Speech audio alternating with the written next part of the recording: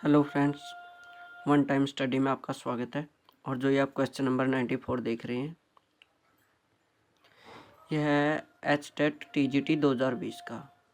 तो दोस्तों, चाहे TGT हो, PGT हो, कुछ भी हो, मतलब कि चाहे CET हो, क्योंकि मैथ के सवाल तो सभी के लिए होते हैं। तो इससे आप ये मत सोचा करो कि ये टीचिंग एग्ज़ाम से रिलेटेड है, हमें तो सिर्फ मैथ सीखना है। तो इसकी स्टेटमेंट क्या है? एक शिष्य आया जो उसका वृत्ताकार बेलन की ऊंचाई है जो 28 सेंटीमीटर दे रखी है और आधार की त्रिज्या 6 सेंटीमीटर है।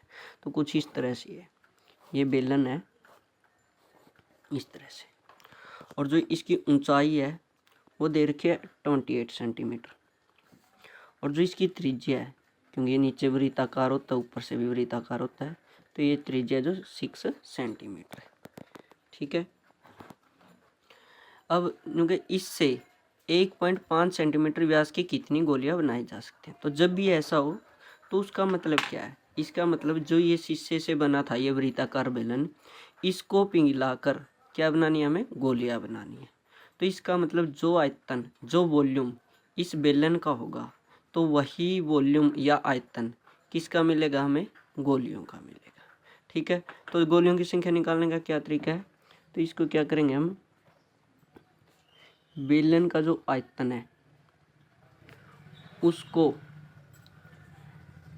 गोले के आयतन से भाग दे देंगे। बेलन के आयतन को गोले के आयतन से भाग दे देंगे। ठीक है। बेलन का आयतन का क्या फार्मूला होता है? ये फार्मूला होता है पाई are square H.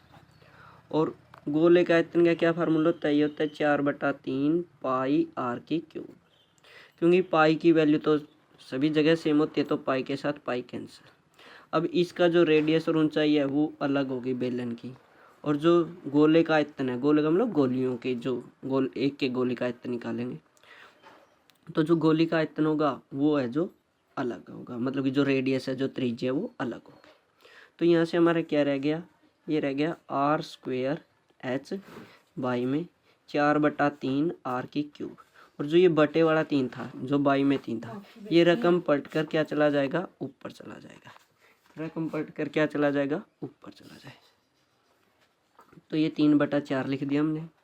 Are, are का मतलब त्रिज्या थी, रेडियस था, तो कितना था? 6 सेंटीमीटर। कितना था? 6 सेंटीमीटर। तो इसको लिख देंगे 6 × 6। एच हमारा 28 सेंटीमीटर दे रखा है, और यहाँ पर आर की क्यूब है, लेकिन हमें तो क्या दे रखा है? 1.5 क्या दे रखा है? डायामीटर दे रखा है, व्यास दे रखा है। अगर इसका हमें रेडियस निकालना है तो क्या करेंगे? इसको 2 से डिवाइड करेंगे। 1.5 को किससे डिवाइड करेंगे? 2 से डिवाइड करेंगे। ठीक है।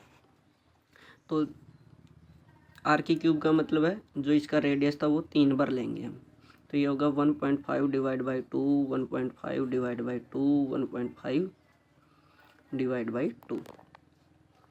तो ये 2 दूनी 4, ये तो कैंसिल हो गया, और जो ये 2 है रकम पलट कर क्या चला जाएगा? ऊपर चला जाएगा। तो ये हो जाएगा 3 × 6 × 6 × 28, और नीचे क्या रह गया? ये रह गया 1.5 1.5 1.5, और ये 2 तो ऊपर चला गया था। तो 1 पॉइंट, क्योंकि इसका दुगुना क्या होता है? 3 होता है, तो ये 2 पे कैंसिल हो गया। और इसका 4 गुना क्या होता है? 6 होता है। इसका 4 गुना क्या होता है? 6 होता है, मतलब ये कट हो गए। तो ऊपर कितना रह गया? 2 × 4 गुणा ये 4 गुणा 28 गुणा 2। अब देखो 2 चौके 8, 2 चौके 8, और 4 की 28 के साथ गुणा करेंगे। 4 8 32 का 2 हासिल 3, 4 दूनी 8 और 3 11, और ये 2 हमारा। तो यहाँ से हो गया 8 दूनी 16 गुणा 112, तो 16 दूनी 32 का 2 हासिल के 3, 16 कम 16 और 3 19, हासिल का 1, 16 कम 16 और 1 17। तो यहाँ से हमारा उत्तर कितना गया? 1792। तो जो गोलियों की संख्या होगी, गोलियों की संख्या कितनी होगी? 1792। तो क्या फार्मूला है, क्योंकि हमें जो ये बेलन था, बेलन को पिघलाकर गोलियां बनानी थी, इसका मतलब जो बेलन का आयतन होगा उसको गोले के आयतन से भाग दे देंगे। बेलन का आयतन का फार्मूला होता है पाई आर स्क्वायर एच, गोले के आयतन का फार्मूला होता है 4/3 पाई आर की क्यूब। अब कहीं आप आर स्क्वायर से ऐसे कैंसिल करने लग जाओ, जो इसका रेडियस है वो अलग है और इसका रेडियस अलग है। तो आशा करता हूँ इस वीडियो से आपको बहुत कुछ सीखने को मिला होगा। अगर आपको हमारी वीडियो पसंद आ रही है तो चैनल को सब्सक्राइब करना ना भूलें। और यहाँ से हमारा जो ऑप्शन नंबर 2 है, हमारा आंसर आ गया 1792। Thank you, have a nice day.